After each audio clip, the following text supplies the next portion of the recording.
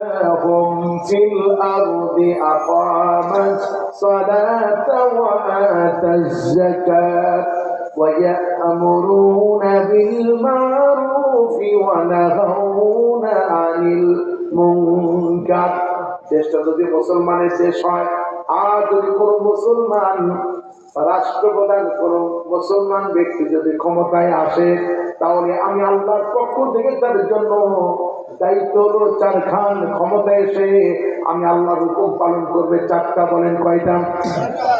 ক্ষমতা এসে নামাজ কায়েম করবে এক নম্বর, দুই নম্বর হলো সৎ যাকাত আদায় করবে, তিন নম্বর হলো সৎ কাজের আদেশ দিবে, চার নম্বর হলো অসৎ কাজ থেকে মানুষকে ফিরায় রাখবে।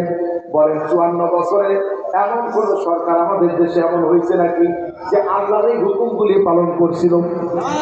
ইসলামী নেতৃবৃন্দ কেউ কেউ গেল পূর্ণতা পায়নি, সংসদে সদস্য পূর্ণ হয়নি বলে ভালো কিছু উত্থাপন করলেও গ্রহণযোগ্য আসে নাই, ঠিক কিনা? কিন্তু আমার সুবাদাস প্রবাহিত আল্লাহ যদি চান আগামী সেশনে এই পার্লামেন্টে আল কোরআনের সমর্থন হতে পারে, ঠিক কিনা? আমার এই জন্য আমাদেরকে সমর্থন দিতে হবে তাদেরকে যারা ভালো কাজ করেন, যদি বলেন ঠিক কিনা? নির্দিষ্ট লোককে যদি সমর্থন দিয়ে দেয় ওই লোকটা যত চুরি করবে, ডাকাতি করবে, ছিনতাই করবে, দুর্নীতি করবে, ইফটিজিং করবে, মানুষ খুন করবে, কোরআনের বিরুদ্ধে আইন পাস করবে, যত গুনাহ করবে, সমর্থন দেওয়ার কারণে